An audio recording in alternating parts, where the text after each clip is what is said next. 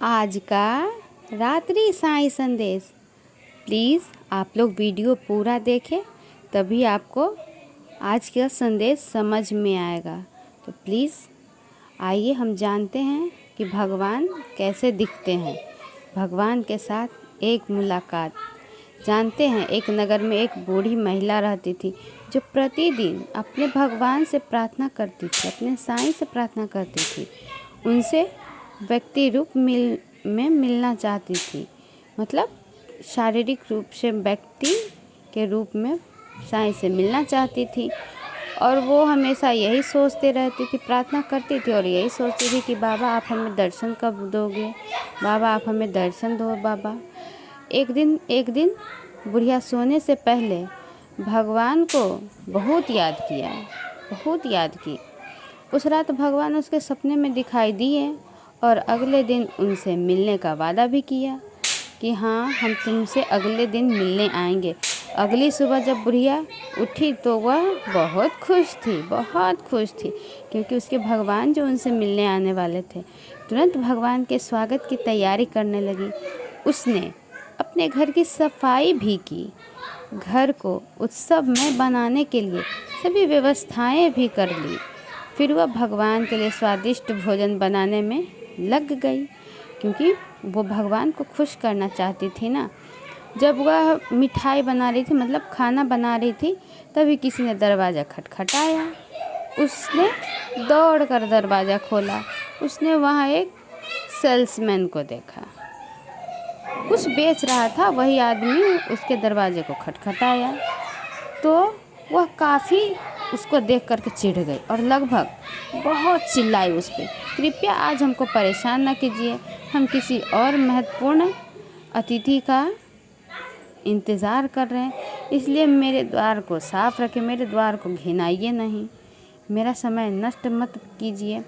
महिला फिर मिठाई बनाने में लग गई और रसोई की साफ़ सफाई कर दी, पूरे घर की ही साफ़ सफाई कर दी। फिर कुछ देर बाद किसी ने दरवाज़ा खटखटाया। भगवान को देखने की उम्मीद से दरवाजे पर पहुंची। हाँ, बुढ़िया भगवान को देखने के उम्मीद से दरवाज़ा खटखटाई, पर वो इस बार भी उसे निराशा ही हाथ लगी, क्योंकि वहाँ भगवान नहीं थे, साईं नहीं थे। वहाँ तो जो उसके साथ, उसकी बेटी के साथ जो खेलती है, उसी की एक दोस्त थी। बुढ़िया फिर उसको भी बहुत डांटी, उस छोटी सी बच्ची को बहुत डांटी, बहुत, इतना डांटी कि वो बेचारी रोते हुए चली गई। इतना कहने के बाद बुढ़िया फिर आकर के अपने सोफे पे डाइनिंग हॉल में बैठ जाती है। बहुत घंटा बीत गया, दिन बदल गया, दिन में रात हो गया, मतलब दिन से इंतज़ार करते करते रात हो गया, लेकिन भगवान आए नहीं। और वह निराश होकर सोचने लगी कि भगवान ने अपना वादा नहीं निभाया, भगवान झूठे हैं, भगवान हमको कहें कि हम तुमसे मिलने आएंगे और वो आए नहीं। अंत में वो इसके बारे में सोचते हुए और रोते हुए सो गई। भगवान फिर भी उसके सपने में आए और कहा, मेरे प्रिय, मैं आज 2 बार तुम्हारे पास आया और दोनों ही बार तुमने मुझे भगा दिया। वो हैरान होकर बोली, ऐसा नहीं हो सकता बाबा, मैंने दिन भर आपकी प्रतीक्षा की है, परंतु आपको तो कोई दूर दूर तक पता नहीं चला, आपका तो दूर दूर तक कुछ पता नहीं चला, आप कब आए थे? उसने कहा, पहले मैं एक सेल्समैन बनकर आया। तब बाबा बोलते हैं, पहले मैं एक सेल्समैन बनकर आया, फिर पड़ोसी के बच्चे के रूप में आया, लेकिन तुमने दोनों बार ही मुझे भगा दिया। महिला को अपनी गलती का बहुत एहसास हुआ, बहुत पछतावा हुआ। उसने कहा, हमको माफ़ कर दीजिए बाबा, हमको माफ़ कर दीजिए प्रभु, मैं बहुत दोषी हूँ आपका, मैं आपको पहचान नहीं पाई, मैं आपको 2 बार भगा दी। भगवान ने कहा, मैं हर चीज़ और हर किसी में मौजूद हूँ, हमें हमें समझना चाहिए, ईश्वर हमारे मन की रचना है। अक्सर हम यहाँ धोखा दे जाता है और हम उस खेल को समझ में समर्थ नहीं हो पाते और हमारा अहंकार खेलता है। भगवान प्रकट होते हैं, इसमें कोई संदेह नहीं है, लेकिन केवल तभी जब भगवान भक्त के मन की ईमानदारी से परिपूर्ण हो, अस्वस्थ हो।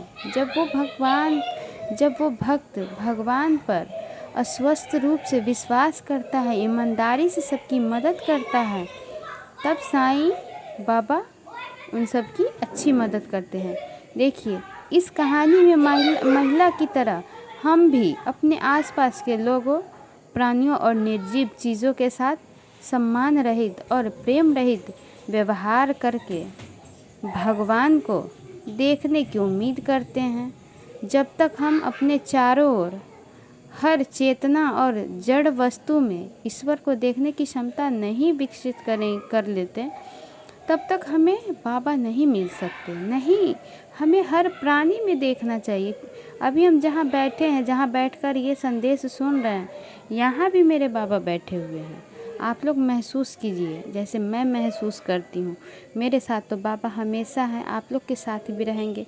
बस सभी के साथ अच्छा व्यवहार कीजिए, अच्छे से रहिए। अनंत परम तक पहुँचना प्रत्येक मनुष्य का प्राथमिक कर्तव्य होता है। अपना लक्ष्य निर्धारित कर ले। हाँ, जो ईश्वर के साथ पूर्ण एकमेवता होना चाहिए। जब तक लक्ष्य प्राप्त ना हो जाए, तब तक चैन से बैठो नहीं। मेरे साईं ये कहते हैं। जब तक आप सभी का शुभ रात्रि, शुभ रात्रि, शुभ रात्रि। अगर हमारी वीडियो अच्छी लगी हो तो वीडियो को लाइक कर दे, शेयर कर दे, सब्सक्राइब कर दे और कमेंट में ओम साईं राम तो ज़रूर ही लिख दे। साईं की कृपा होगी आप सब पर।